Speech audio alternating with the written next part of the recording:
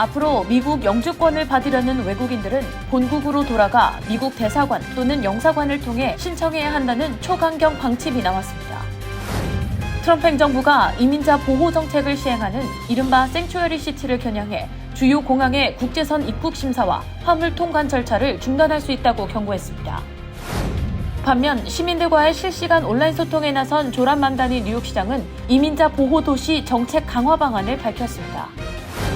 미국으로 향하던 여객기에 에볼라 확산지인 콩고 출신 승객이 탑승한 것으로 확인돼 여객기가 캐나다로 긴급 해항했습니다. 세계보건기구 WHO는 에볼라의 보건 위험 수준을 매우 높음으로 격상했습니다. 뉴저지 아시안 단체들이 주정부 예산안에 아시안 커뮤니티를 위한 전용 지원 예산 500만 달러 규모를 배정해달라고 촉구했습니다. 라과디아 공항 활주로, 롱아일랜드 고속도로 등 최근 뉴욕과 뉴저지 일대에서 땅 꺼짐 사고가 잇따르고 있습니다.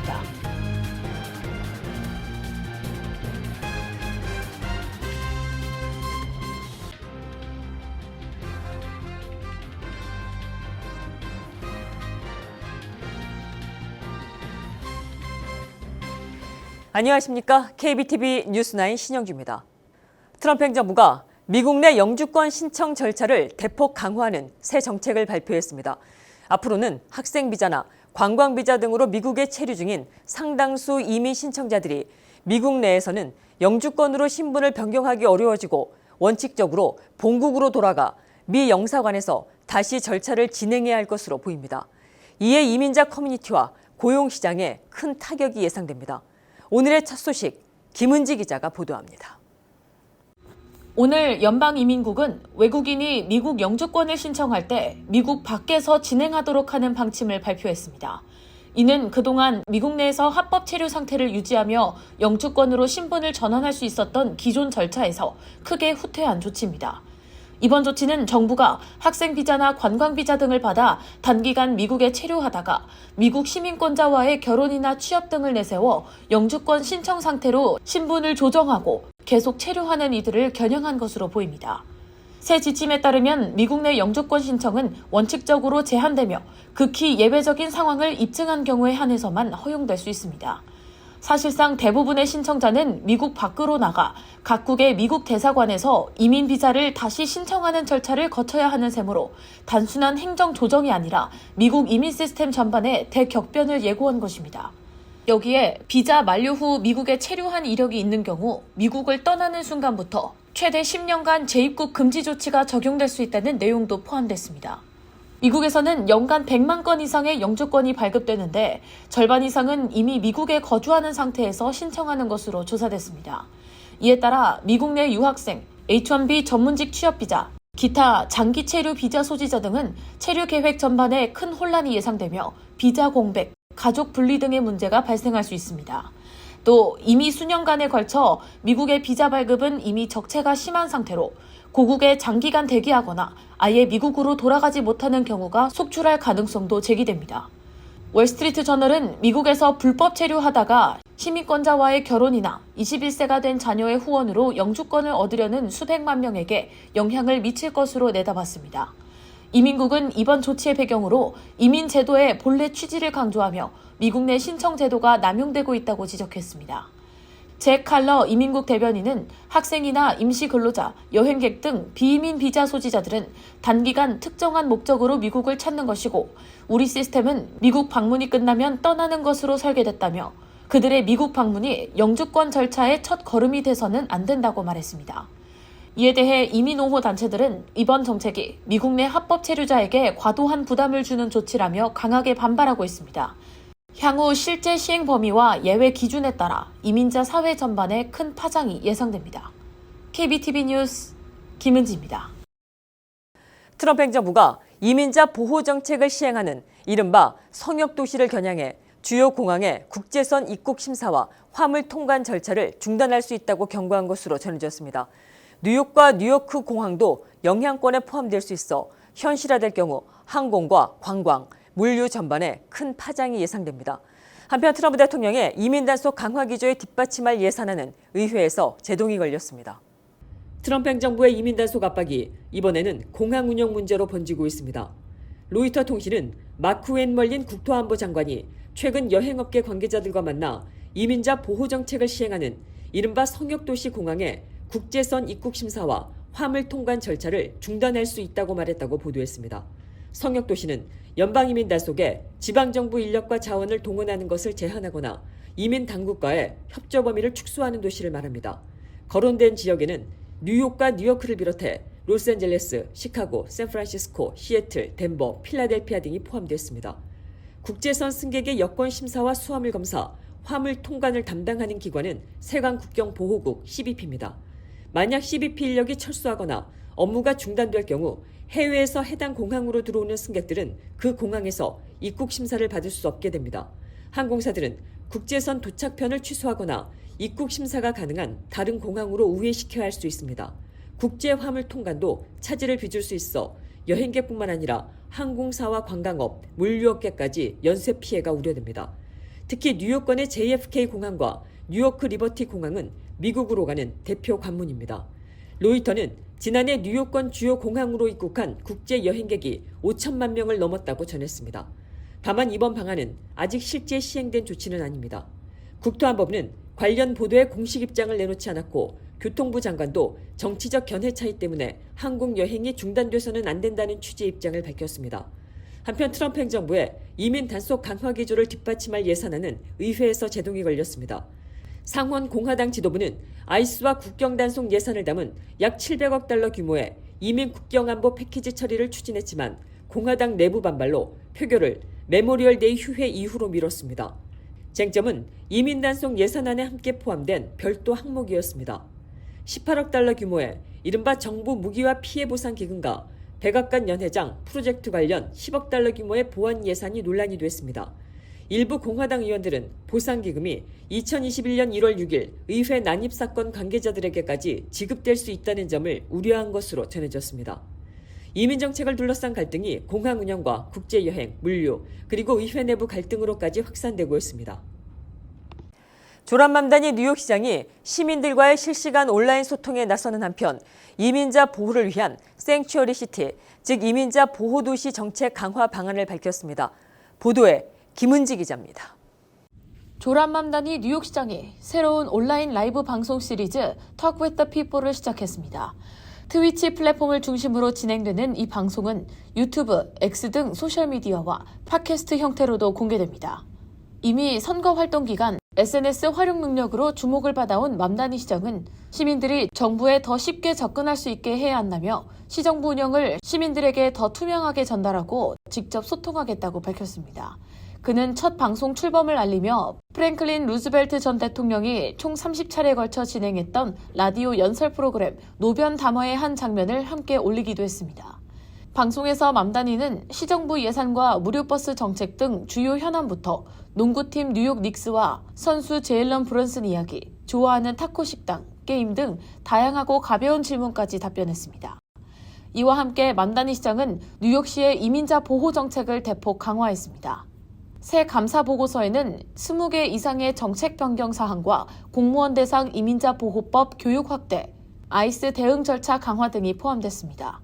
특히 아동복지국이 법원 보고서에서 가족 이민 신분을 부적절하게 기재했다는 논란에 대응해 관련 보고 체계를 감사하도록 했고, 또 교정국의 일부 수감자 정보 제공 관행도 중단하기로 했습니다. 뉴욕시는 해당 정보 제공이 법적 의무가 아니라는 점을 근거로 들었습니다. 이번 조치는 트럼프 대통령 재집권 이후 뉴욕 지역 내 아이스 단속이 크게 늘어난 가운데 추진됐습니다. 보고서에 따르면 2025년 1월부터 2026년 3월까지 뉴욕시 일대 아이스 체포 건수는 5,500건을 넘어서며 전년 대비 71% 증가했습니다. 뉴욕시에는 2022년 기준 약 41만 2천 명의 서류 미비 이민자가 거주하는 것으로 추산됩니다. 현재 뉴욕시의 이민자 보호도시법은 시 인력과 자원을 연방 이민단속에 사용하는 것을 원칙적으로 금지하고 있으며 경찰과 교정당국 역시 중범죄 유죄 판결이나 법원영장 없이는 아이스에 주민신병을 넘길 수 없도록 제한하고 있습니다. 이번 보고서는 또 최근 아이스 요원들이 쉼터나 시정부 시설을 방문해 출입 기록부를 살펴보거나 택시 리무진위원회, 아동복지국 등 다른 기관들을 대상으로도 정보 접근 시도가 급증하고 있다고 지적했습니다. 이에 맘다니 시장은 모든 뉴요커의 권리를 이민 신분과 관계없이 보호하겠다고 밝혔습니다. KBTV 뉴스 김은지입니다. 아프리카 에볼라 확산으로 미국이 입국 제한과 공항 검역을 강화한 가운데 파리에서 디트로이트로 향하던 에어프랑스 여객기가 캐나다 몬트리올로 회항했습니다. 탑승객 가운데 에볼라 유행 지역인 콩고 민주공화국 출신 승객이 있었기 때문인데 검역 결과 증상은 없었던 것으로 확인됐습니다. 프랑스 파리에서 미 디트로이트로 향하던 에어프랑스 항공편이 캐나다 몬트리올로 회항했습니다. 미 언론에 따르면 해당 항공편에는 미국의 새 에볼라 입국 제한 규정에 해당하는 콩고 민주공화국 출신 승객이 탑승했던 것으로 확인됐습니다. 미 세관 국경보호국은 이 승객이 새 규정상 해당 항공편에 탑승하지 말았어야 했다고 밝혔습니다. 에어프랑스는 기내 응급 상황은 없었고 미국 입국 요건에 따라 회항이 이뤄졌다고 설명했습니다. 캐나다 보건당국은 해당 승객이 파리로 돌아가기 전 검역관의 확인을 받았으며 증상은 없었다고 밝혔습니다. 이번 회항은 미국이 에볼라 확산에 대응해 입국 제한과 공항 검역을 강화한 직후 발생했습니다. 미국은 최근 21일 안에 콩고 민주공화국과 우간다, 남수단에 머문 이력이 있는 일부 비미국 시민권자에 대해 입국 제한을 적용하고 있습니다. 미 시민권자와 영주권자는 입국할 수 있지만 해당 지역 체류 이력이 있으면 워싱턴 덜레스 공항에서 강화 검역을 받아야 합니다.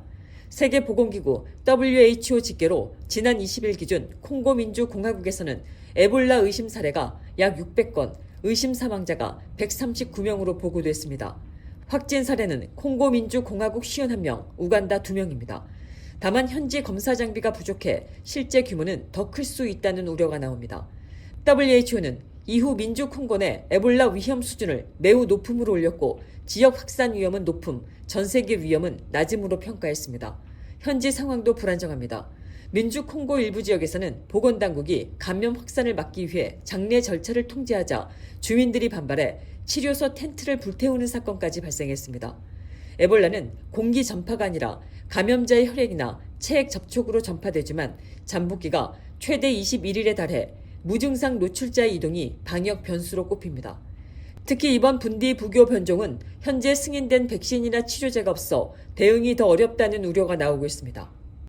뉴저지 아시안 단체들이 주정부에 $500만 규모의 예산 배정을 촉구하고 나섰습니다. 단체들은 아시안 주민이 뉴저지 전체 인구의 11%를 차지하지만 주정부 예산에는 아시안 커뮤니티를 위한 전용 지원 예산이 마련돼 있지 않다고 지적했습니다. 김은지 기자가 전해드립니다. 뉴저지 아시안 커뮤니티 단체들이 주정부 예산안에 아시안 주민 지원 예산을 반영해달라고 촉구했습니다. 민권센터 등 아시안 단체들은 지난 18일 트렌턴주 의사당을 찾아 2026-2027 회계연도 주정부 예산안에 $500만 배정해야 한다는 입장을 밝혔습니다. 단체들은 뉴저지 전체 인구의 약 11%가 아시아계지만 지금까지 주정부 차원의 아시안 커뮤니티 전용 예산은 마련되지 않았다고 지적했습니다. 아시안 커뮤니티에 여러 커뮤니티 단체들이 있잖아요. 사회봉사단체라든지 권익단체라든지 정치력 신장운동단체라든지 다양한 분야의 활동을 펼치는 데 지원을 요청하는 겁니다. 김 국장은 뉴저지에서 아시안 커뮤니티를 위한 예산이 별도로 책정된 적은 없었다고 말했습니다. 반면 뉴욕주는 약 3년 전부터 아시안 커뮤니티를 위한 예산을 매년 배정하고 있다며 뉴저지도 비슷한 지원 체계가 필요하다고 밝혔습니다. 아직 뉴저지 주의회는 그 뉴저지 주정부는 아시안 커뮤니티를 위한 예산을 책정한 적이 한 번도 없었어요. 근데 그 반면에 뉴욕주 같은 경우는 지난 한 3년 전부터 그 에퀴리 예산이라고 평등 예산이라고 해서 아시안 커뮤니티를 위해서 3천만 불을 책정을 해서 매년 주고 있어요. 네. 그러니까 뉴저지에서도 그런 형태로 이제 예산 지원을 요청을 하는 거죠. 현재 뉴저지 일부 아시안 단체들은 의원들의 재량 예산을 통해 개별적으로 지원을 받아왔습니다. 하지만 김 국장은 이런 방식은 모든 단체가 혜택을 받기 어렵고 절차도 복잡하다며 주정부 예산안에 아시안 커뮤니티 몫을 따로 마련해야 한다고 강조했습니다. 또 아시안 커뮤니티가 예산 배정을 받기 위해서는 계속 목소리를 내야 한다고 말했습니다. 11% 정도가 지금 아시안 커뮤니티인데 이거는 아시안 커뮤니티에서 요청을 하지 않으면 영원히 안 줘요. 뉴욕주 같은 경우도 아시안 커뮤니티가 그 에퀴리 평등 예산 연맹이라는 거를 저희 민권센터랑 다른 여러 아시안 단체들이 결성을 해서 몇 년 동안 싸워서 겨우 3년 전부터 받기 시작한 거거든요. 절대로 자진해서 주지는 않습니다. 뉴저지 새 예산안은 오는 6월 30일까지 주의회 처리를 거쳐 주지사에게 보내지며 최종적으로 주지사의 서명을 받아 확정됩니다. KBTV 뉴스 김은지입니다. 라가디아 공항 활주로에서 발견된 싱크홀로 메모리얼데이 연휴 항공 지연과 취소가 이어졌습니다. 최근 뉴욕과 뉴저지 일대에서는 공항뿐만 아니라 도심 도로와 고속도로에서는 땅 꺼짐 사고가 잇따르고 있습니다. 메모리얼데이 연휴를 앞둔 라가디아 공항 한 활주로에서 싱크홀이 발견되면서 공항 운영에 차질이 이어졌습니다. 싱크홀은 지난 5월 20일 수요일 오전 정기점검 과정에서 발견됐고 포트 어서리티는 해당 활주로를 즉시 폐쇄했습니다. 당초 오늘 재개가 예상됐지만 추가 우려 구역이 발견되면서 재개 시점은 내일인 토요일 오전 6시로 연기됐습니다. 라가디아 공항은 활주로가 2개뿐이어서 하나가 멈추면 항공편 지연과 취소로 이어지기 쉽습니다. 최근 땅 꺼짐 사고는 공항 밖에서도 이어지고 있습니다. 5월 21일 브루클린 메이플턴에서는 덤프트럭이 도로 함몰 구간에 빠졌고 하루 전인 5월 20일에는 브롱스 벤 네스트에서 학생들을 태운 스쿨버스 바퀴가 도로 함몰 구간에 빠졌습니다. 5월 14일에는 롱아일랜드 멜빌의 롱아일랜드 익스프레스웨이에서 지름 약 10피트, 깊이 8피트 규모의 싱크홀이 생겨 차량 한 대가 걸리고 일부 차로가 폐쇄됐습니다. 뉴저지에서도 비슷한 문제가 반복됐습니다. 뉴저지 교통국은 모리스 카운티 와튼 인근 80번 주간고속도로 구간에서 2024년 말부터 2025년 3월까지 여러 차례 싱크홀과 지반 침하가 이어져 차로 폐쇄와 보강 작업을 진행했다고 밝혔습니다. 뉴욕시 3.11 민원도 시민들이 체감하는 도로 불안을 보여줍니다. 뉴욕시는 포트홀과 도로 함몰을 구분해서 신고받고 있습니다.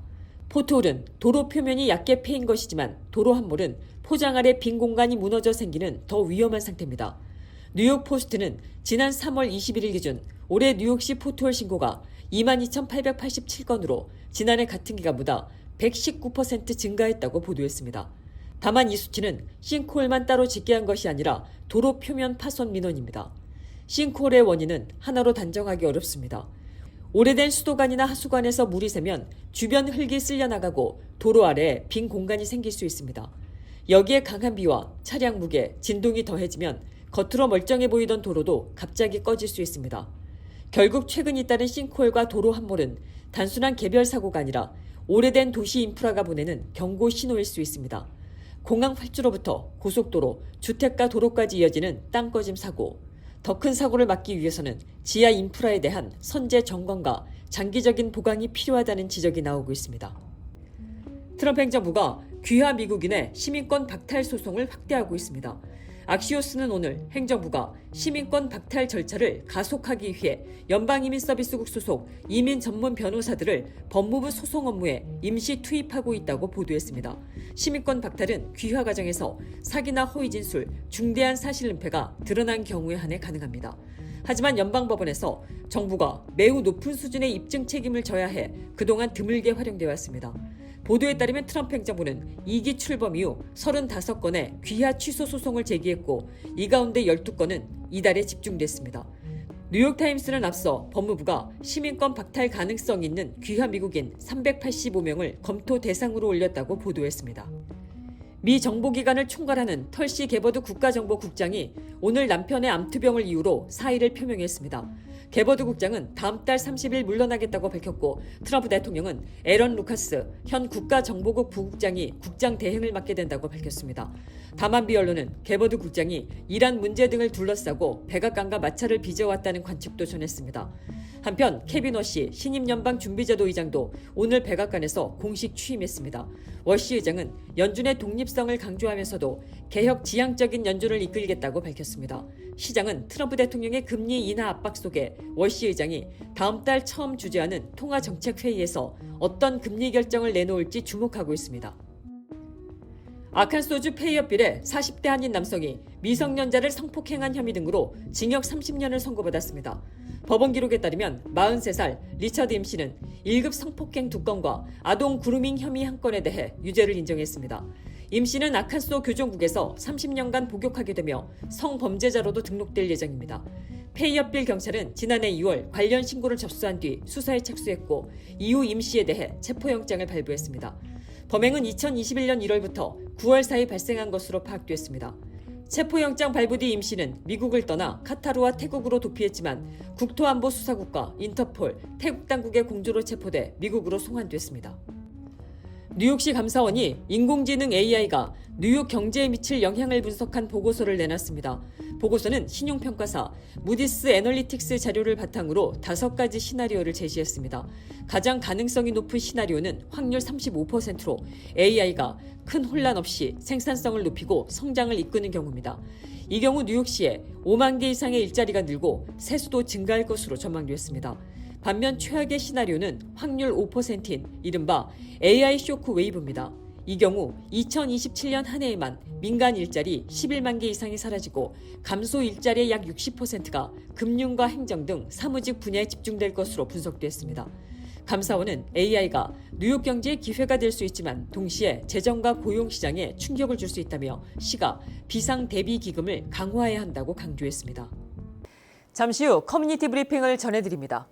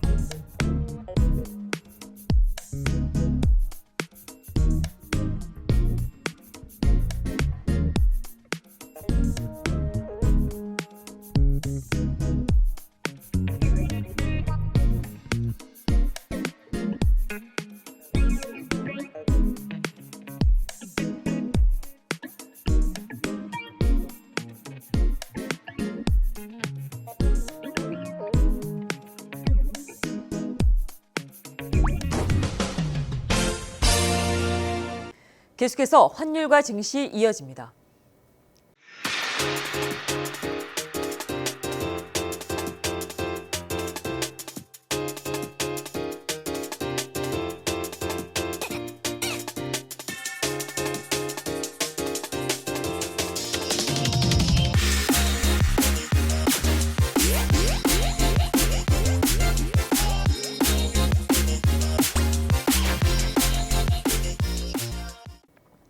이어서 뉴욕과 뉴저지 날씨 전해드립니다.